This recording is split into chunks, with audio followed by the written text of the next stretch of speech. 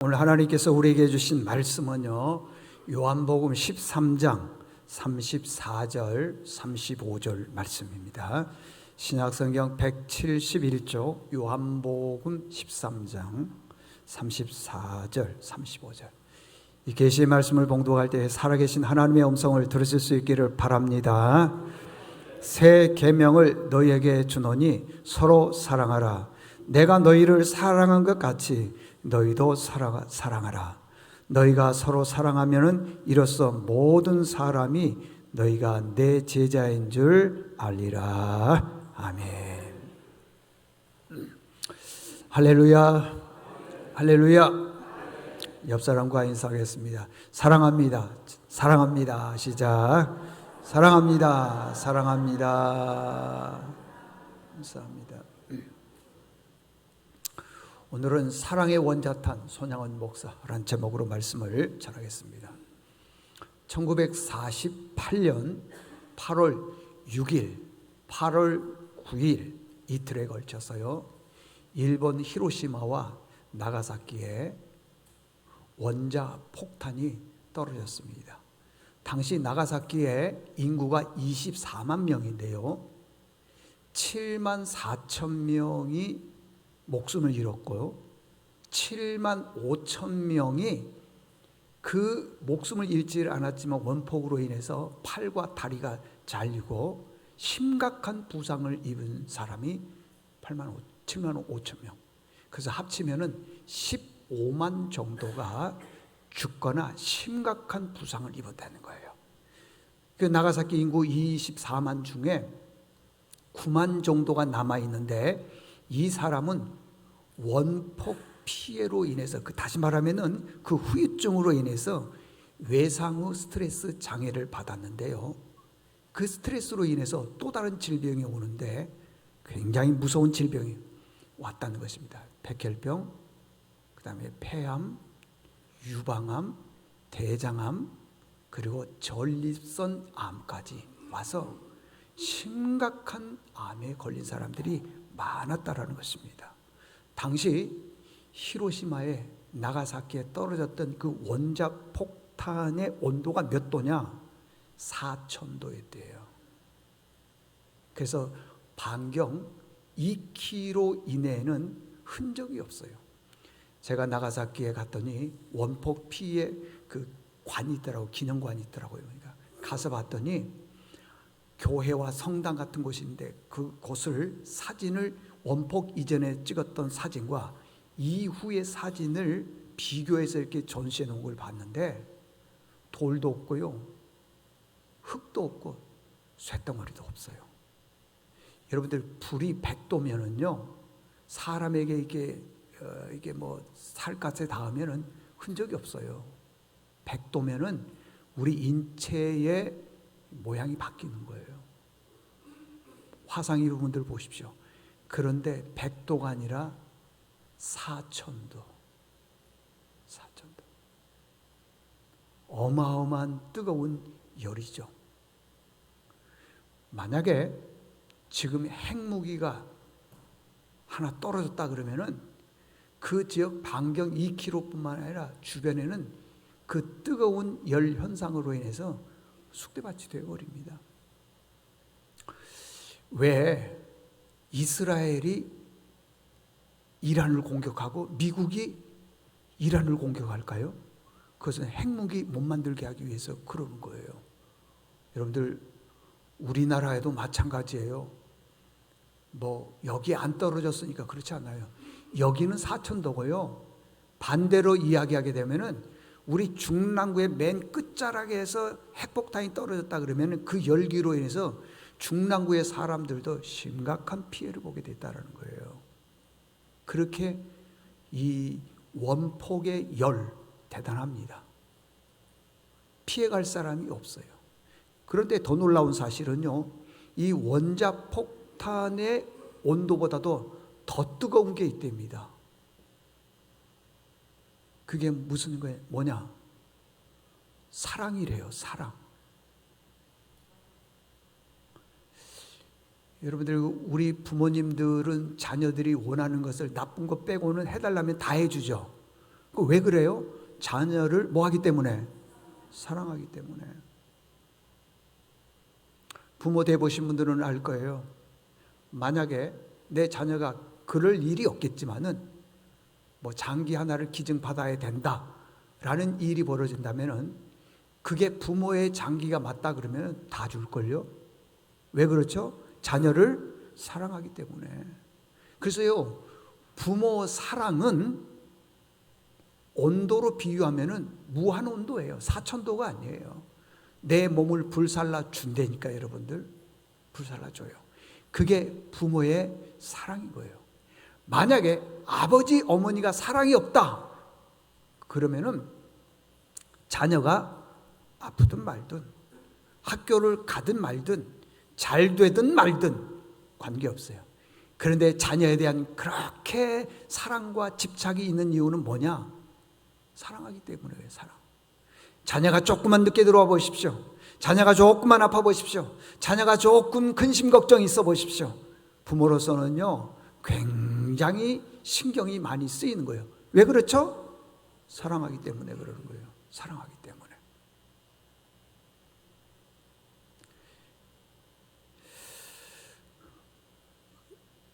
올해로요, 손양은 목사님이 순교한 지 75주년 됩니다.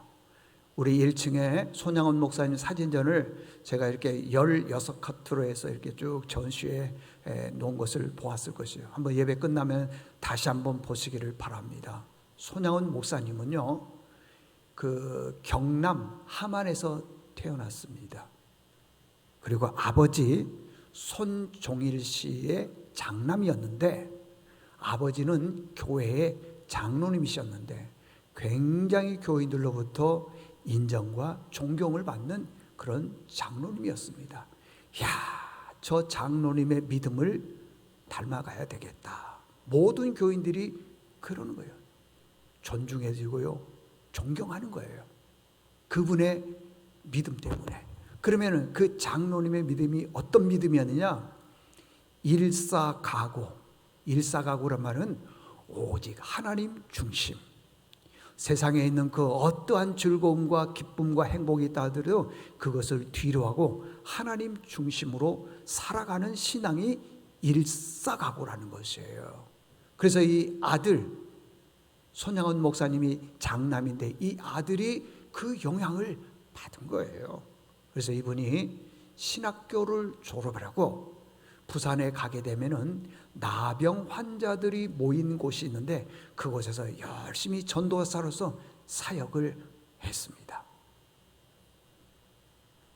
그리고 1930년도에 그 부산에서 사역했던 그 영향을 받아서 여수 애양원에 가서 부임을 해서 그 나병 환자들과 열심히 신앙생활을 합니다. 나병 환자들은 우리가 알다시피 손과 발이 다 썩어서 문드러지고 누구 가까이 할 수 없는 버림받은 사람들, 그들을 위해서 열심히 복음을 전했습니다. 1940년도에 일본의 신사 참배를 손양은 목사님이 앞장서서 반대했어요. 그것으로 인해서요, 감옥에 투옥이 되어서 1년 6개월 동안 모진 고난을 다 겪었습니다. 그리고 해방 이후에 6.25 전쟁으로 인해서 북한군이 쳐들어와서 이 손양은 목사님을 잡아서 감옥에 넣고 얼마나 모진 고난을 가했는지 결국에는 그 감옥에서 순교를 했습니다. 이제 한 5분 조금 넘는 영상을 보게 되는데 그 영상에 보면은 나이가 좀 잡수신 할머니 한 분이 나오시는데 그분이 손양은 목사님의 막내 딸이에요. 막내 딸이 자기 아버지와 오빠에 대해서 간증하는 그런 장면이 나옵니다. 자, 불 꺼주시고 한번 영상을 보는데 집중해서 보셨으면 좋겠습니다.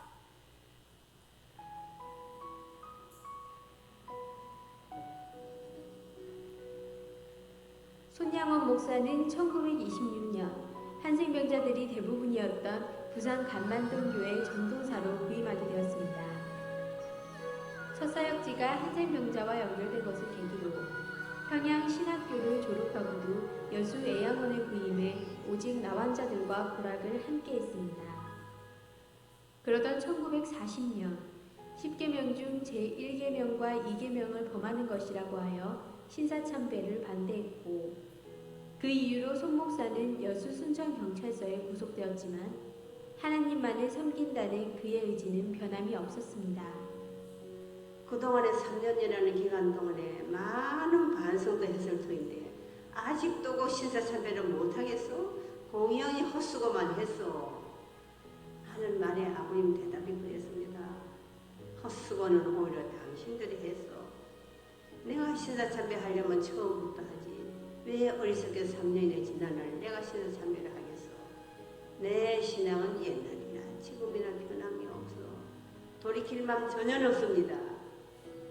결국 8.15 해방을 맞이했고 이후에 다시 애양원에서 천여 명의 나병 환자들을 돌보았습니다. 그러던 1948년 당시 제주 폭동 사태를 진압하기 위해 여수에 집결했던 군인들 중 공산주의 사상에 물든 남노당 계열의 군인 일부가 인민위원회를 만들어 반란을 일으켰고 민족대학살을 감행했습니다. 이런 사태 속에서 신앙과 민족 정신에 불탔던 동인과 동신은 학교 안에서 기독교 복음을 전하며 공산주의의 잘못을 폭로했습니다. 이로 인해 두 형제는 반란군의 무자비한 총살 앞에 한꺼번에 순교하게 되었습니다. 안을 내다보니 온 마당에는 오빠의 책, 교복, 가방이 빈고 있었던 거. 한쪽 옆을 보니까 거기는 검붉은 핏자국이 뚝뚝 떨어져 있었습니다. 동이야, 동이야, 너의 두 오빠가 죽었단다. 내가 너의 두 오빠 시체를 찾아서 딴 곳에 옮겨놨다. 우리 두 오빠의 시체는 그 위에 쓸쓸히 누워 있었습니다. 얼마나 자기 친구들에게 얻어맞았는지. 평소 친했던 친구들이에요. 온 전신에는 피투성이를 만들어 놨습니다. 이마, 가슴, 얼굴, 온 전신에는 얼마나 총을 쏘아댔든지 총알자국이 수없이 나타나 있었습니다. 장례식은 간단했으나 이 땅에서 하나님께 드리는 최고의 선제사를 올리는 엄숙한 순간, 손 목사가 장례식 끝부분에 고백했던 마지막 인사는 감사였습니다. 여러분, 내 어찌 긴 말에 답사를 드리리. 내가 아들들의 순교를 접하고 느낀 몇 가지 은혜로운 감사의 조건을 이야기하는 것 되시는가 합니다. 첫째는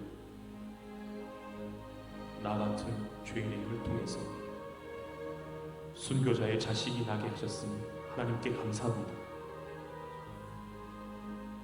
둘째는 허다한 많은 성도 중에서 어찌 이런 보배를 주께서 하필 내게 맡겨주셨는지 주께 감사합니다. 셋째는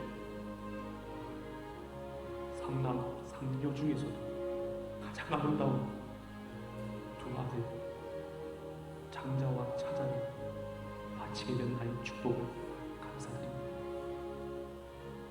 넷째는 또 한 아들의 순교도 귀하다 하고 하물며 두 아들의 순교라니 감사합니다. 다섯째는 예수 믿다가 와서 종신하는 것도 큰 복이라 하거든 하물며 전도하다 총살 순교 당함이라 감사합니다. 여섯째는 미국 가려다 준비하다 내 아들 미국보다 더 좋은 천국 갔습니다. 대화 안심돼 감사합니다. 일곱째는 나의 두 아들을 총살 원수 회개시키고 내 아들을 삼고자 하는 사랑하는 마음 주신 하나님 감사합니다. 8째입니다. 내 두 아들이 순교의 열매로 말미암아 무수한 천국의 아들들이 생길 것이 믿어지네요. 우리 아버지 하나님께 감사합니다.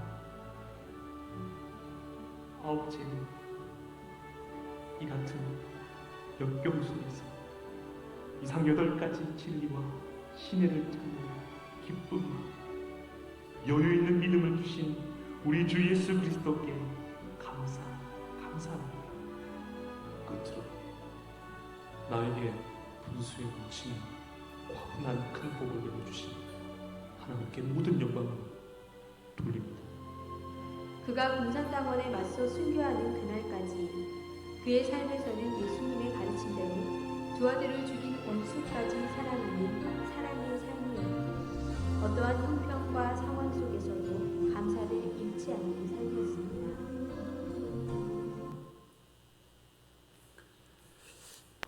네, 손양원 목사님에게 있어서요 가장 아픈 것은 1948년 여순 반란 사건으로 인해서 잃어버린 두 아들, 이게 가장 가슴 아픈 일입니다. 해방 이후에 이념의 갈등이 있었어요. 북쪽에서는 사회주의를 지향하고 남쪽에서는 자유주의를 지향했어요. 이 두 이념이 갈등이 심각했습니다. 전국적으로 이루어졌는데 제주도에서 이 이념의 갈등이 심각한 겁니다. 그래서 제주도의 폭동을 진압하기 위해서 14연대라고 하는 그 군대 연대를 여수로 보내서 여수에서 제주도로 가는 배를 타고 가려고 했는데 그 14연대 안에 좌익 세력의 군인들이 있었습니다. 그래서 이 좌익 세력의 군인들이 자꾸만 북한을 지향하는 그런 사회주의 운동을 많이 하더라는 겁니다. 그래서 갈등으로 인해서 영향을 많은 사람들이 받게 되었습니다. 학생들도 자유 개념의 이념을 자꾸 받았습니다. 그래서 여수와 순천 그 사이에 학생들 중에 순수한 학생들이 그 자유 이념에 넘어간 거예요. 어제만 하더라도 아주 친하고 잘 지냈던 친구들이 이제는 그 사상과 이념에 의해서 적이 되고 원수가 되었습니다. 당시 손양원 목사님의 아들 동인, 동신 두 아들은요 순천에 있는 사범학교를 다니고 있었고 거기서 신앙생활을 잘했습니다. 그런데 학생들이 자꾸만 사상교육에 물들어가니까 그들을 바르게 하기 위해서 열심히 사상교육에 대해서 전도를 하는데 어제만 해도 그렇게 친했던 그 친구들이 이제는 동인과 동신이를 향해서 돌을 던지고 잡아서 무수히 때리고 결국에는요 마지막에는 총으로 인해서 한 발이 아니라 벌집처럼 그 아들들을 죽였다는 겁니다. 제일 가슴 아픈 일이었습니다. 자, 아들이 죽었을 때 손양원 목사님이 하는 손양원 목사님이 지금 뭘 하냐면 애양원 교회에서 부흥회가 있었어요. 그 부흥회 중간에 아들이 죽었다는 얘기를 들은 거예요. 여러분들 그때 부흥회를 제대로 했겠어요? 그럼에도 불구하고 온 교인들에게는 일체 알리지를 않았어요. 부흥회가 다 끝난 다음에 그 사랑하는 아들을 시신을 앞에 두고 부흥회를 인도했던 목사님이 집례를 하는데 마지막으로 손양원 목사님 나오셔서 인사말 해 주시겠습니다. 그때의 그 손양원 목사님이 정말 그 아들의 시신도 알 수 없을 정도로 많은 그 구타와 또 총살을 당해서 비참한 그 시신 앞에 교인들에게 내가 더 무슨 말을 하리요? 그러면서 10가지 감사를 얘기했다는 거예요. 감사. 다시 한번 짚어보겠습니다. 첫 번째는요, 나 같은 죄인의 혈통에서 순교의 자식이 나오게 하셨으니 하나님 참 감사합니다. 여러분, 우리는 신앙생활 하면서요 순교는 고사하고 교회 예배, 기도, 봉사, 섬김 이런 거 힘들다고 안 하는 경우가 얼마나 많이 있습니까? 그런데 손양원 목사님은요, 죄인의 혈통에서 순교의 자식이 낳음을 참 감사하다 했다는 것입니다. 두 번째, 허다한 많은 성도들 중에 어찌 이런 보배들을 주께서 하필 내게 맡기셨는지 하나님 참 감사합니다. 우리는 어떻습니까? 우리 자녀들에게 있어서 아프거나 무슨 일이 있거나 아니면은 그들이 꿈꾸는 그 꿈 속에서 실패하고 넘어지고 시험이 안 되고 그러면 어때요? 시험 들고 교회 안 나오고 그러질 않습니까? 그런데 손양원 목사님은 그러지 않았다는 것이에요. 하필 내게 맡겨주셨는지 감사하다는 것입니다.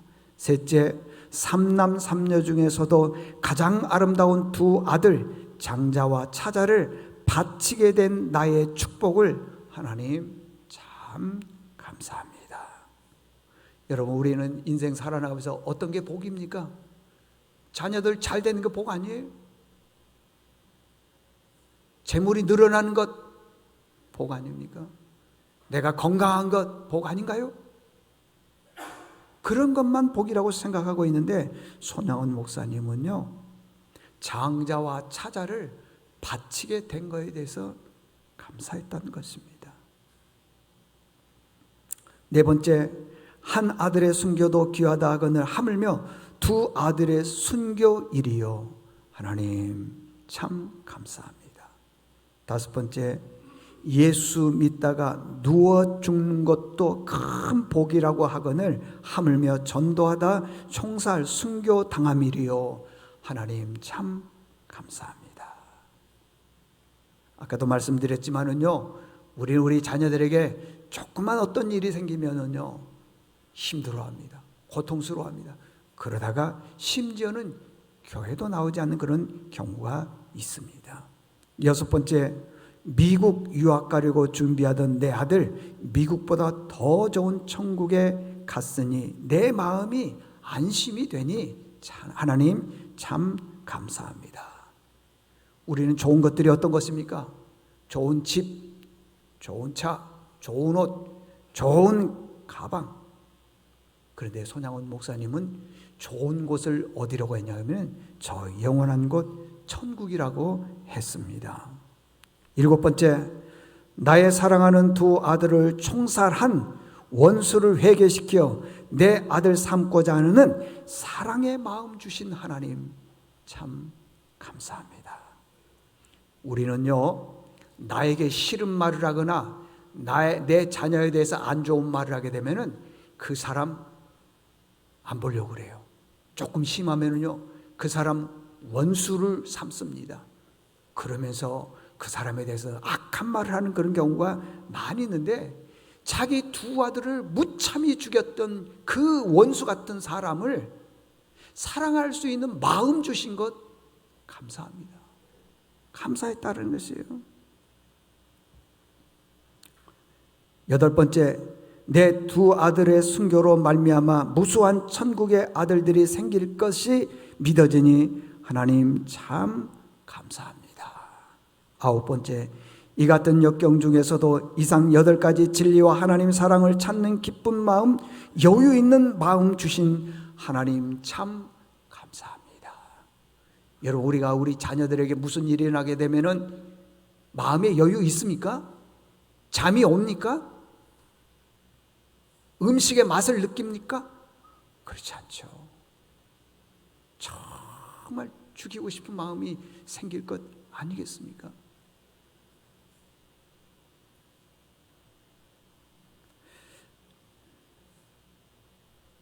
마지막 10번째, 이렇듯 과분한 축복을 누리게 되는 것 하나님 참 감사합니다. 두 아들이 죽었습니다. 이게 과분한 축복입니까? 조금만 손해가 와도 우리는 못 견디는데 과분한 축복이라는 거예요. 저희가 이제 8월이나 9월 정도나 언제 한번 국내 성지 순례 1박 2일로 한번 가려고 합니다. 쭉 내려가면 여수 애화문에 가면은 목사님이 안내해 주신, 가이드해 주신 목사님이 계십니다. 지금 바뀌었는지 안 바뀌었는지 모르지만은 그 목사님은 어떤 분이냐 하면은 그 손양원 목사님 아들 동신이를 무참하게 죽인 사람이에요. 그 사람이 손양원 목사님이 데려다가 양자로 키우고 신학을 해서 목회를 하게 했습니다. 그 목사님의 아들이 애양원에서요 가이드 역할을 해요. 목사님의 아들이. 그 목사님을 저희가 몰랐을 때는 잘 몰랐는데 옛날에 안내할 때 그런 얘기를 하더라고요. 그 아들을 죽였던 그 사람을 자기 집에 양자로 데려다가 키우면서 지극정성으로 키웠다는 거예요. 아침에 밥을 먹을 때 한 상에서 같이 음식을 먹는데 세상에 쌀 밥을 먹고 밥을 먹는데도요 모래알을 씹는 기분이었다. 그 가이드하신 목사님이 그래요.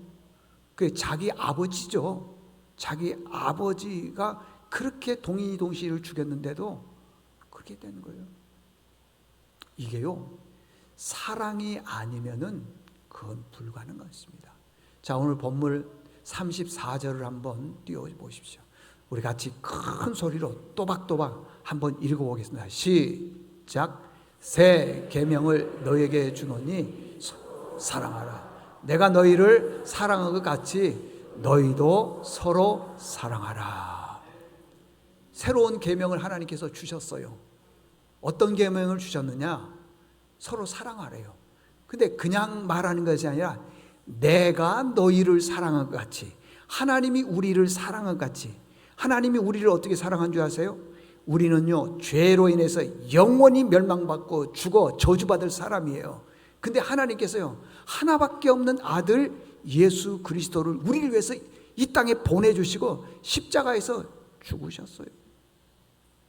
그걸 사랑이라 그러는 거예요. 그러니까 하나님이 내가 너희들을 사랑한 것 같이, 그 말은 하나님께서 독생자 아들을 우리를 위해서 십자가에서 죽게 하시고 우리를 구원해 주신 것이 사랑이라는 거예요. 그렇게 사랑한 것 같이 너희도 서로 옆 사람을 사랑하라는 거예요. 이게 뭐냐? 새 계명이에요. 새 계명. 새 계명. 그래서요 하나님의 사랑은 원자폭탄이 떨어졌을 때 4000도의 온도가 있는데 그보다도 더 훨씬 강하고 훨씬 뜨겁다는 것입니다. 생각해 보세요. 어떻게 내 아들을 죽인 그 원수 같은 원수를 양자로 삼아서 자식으로 삼을 수 있겠느냐 말이에요. 그건 불가능한 거예요. 그런데 하나님의 그 뜨거운 사랑이 있었기 때문에 그게 가능하다는 것입니다. 가능한 거예요. 하나님의 사랑은요 미움과 분노, 그 다음에 저주, 이런 것들을 다 녹여버리는 능력이 하나님의 사랑이에요.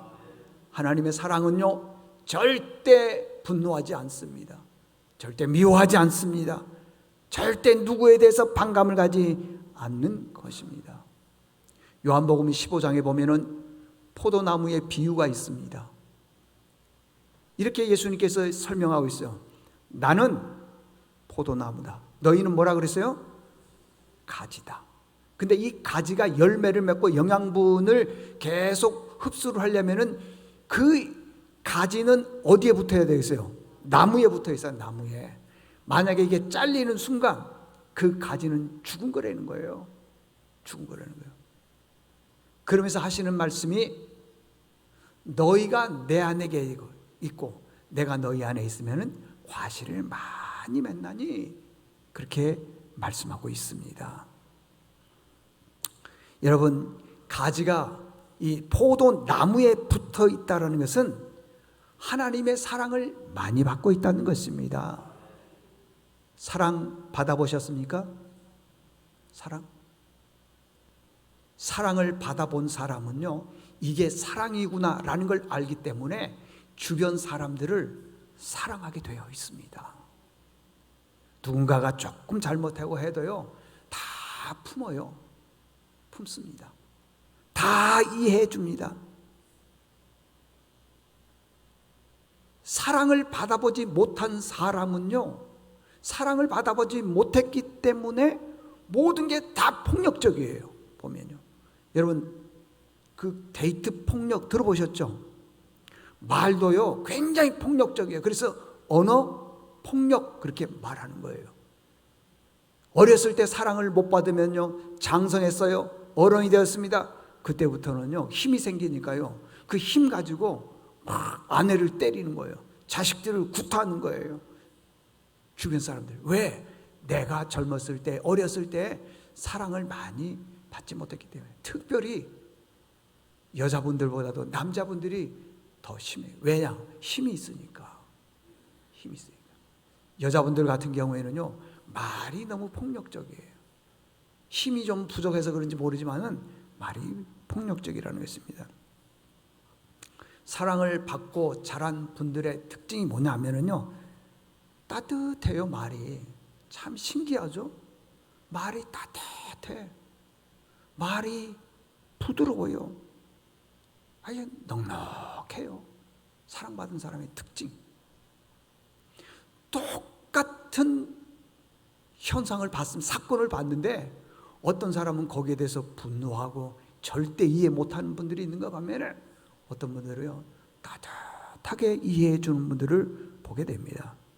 사랑을 받지 못한 사람들은요 굉장히 폭력적입니다. 너그러움이 없습니다. 그래서 사람들에 대해서 굉장히 저돌적으로 덤벼드는 거예요. 그래서 주변 사람들이 상처를 많이 받죠. 여러분들, 결론입니다. 오늘 올해는요 손양은 목사님이 순교하신 지 75주년이 되는 해입니다. 그리고 지난 6월 25일이 6.25 전쟁이죠. 이후라는 것이요. 우리가 해야 될 부분은 뭐냐? 사랑이라는 것이에요. 사랑. 잊지 마십시오. 내 자녀를 사랑하는 것, 그것 말고요. 그것 말고. 정말 우리가 생각해도 저 북한, 저 누구누구는 이해 못하고 얼른 그냥 어떻게 해버렸으면 좋겠고, 통일됐으면 좋겠고, 뭐 그렇죠. 막 나하고 싫고 이념과 사상이 다르면 더 싫죠. 그러지 말고요, 우리가 원수를 사랑하라는 그 예수님의 말씀처럼 나와 다른 분들을 용서해 주면 좋겠습니다.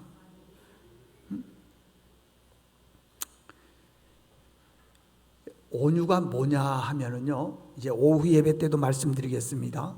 온유가 뭐냐 하면은 나에게 고통을 주고 힘든 일을 하게 했던 그 사람, 미운 사람, 그 사람이 하나님 앞에 서서 하나님께서 그를 심판할 때까지 끝까지 미워하지 않는 게 온유예요. 다시 얘기합니다. 온유는 그 사람이 하나님 앞에서 심판을 받을 그날까지 내가 끝까지 참고 이해해주고 미워하지 않는 게 온유입니다. 온유. 우리 믿음의 식구들 모두가 다 정말 온유한 분 됐으면 좋겠습니다. 그래서 우리 교회는 항상 사랑이 넘치고 온유가 넘치는 그런 교회 될 수 있기를 바랍니다. 하나님 아버지, 감사합니다. 새 계명을 너희에게 주노니 내가 너희를 사랑한 것 같이 너희도 서로 사랑하라 말씀하셨습니다. 주님은 우리를 위해서 자녀를, 하나밖에 없는 아들 독생자를 내주시까지 사랑했는데, 우리는 나하고 생각이 조금 다르다고, 추구하는 것들이 다르다고 그들을 비방하고 험담하고 나중에는 원수처럼 생각할 때가 많이 있었는데, 이제 이후로 우리의 삶이 변화되게 도와주시고 누구든지 사랑하는 저희들 되게 도와주시옵소서. 예수님의 이름으로 기도드리옵나이다. 아멘.